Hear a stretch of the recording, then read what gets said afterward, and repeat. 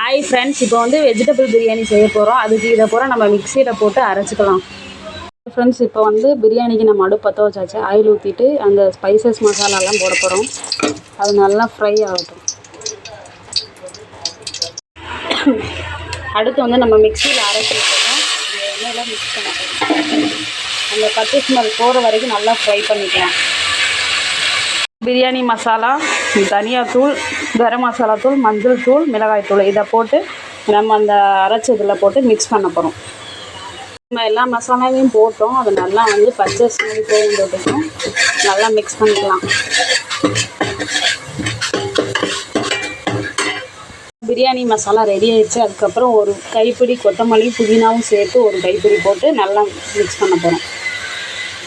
எல்லாம் மிக்ஸ் பண்ணி நல்லா வதங்கிருச்சு. அப்புறம் வந்து பட்டர் பீன்ஸ், கேரட்டு, பீன்ஸு 3 போட்டு நல்லா நம்ம வந்து மிக்ஸ் பண்ணிவிட்டு அதில் கொஞ்சம் சால்ட்டு ஆட் பண்ணிக்கலாம்.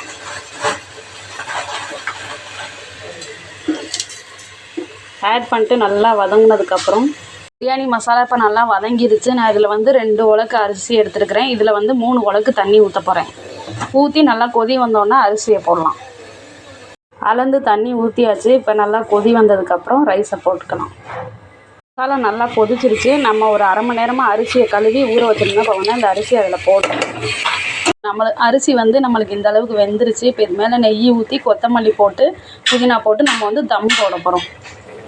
இப்போ வந்து சிம்மில் வச்சு தோசைக்கல் மேலே நம்ம வந்து தம் போட்டிருக்கோம். ஒரு 1/4 மணி நேரம் அப்படியே தம்மிலே விட்டுருவோம்.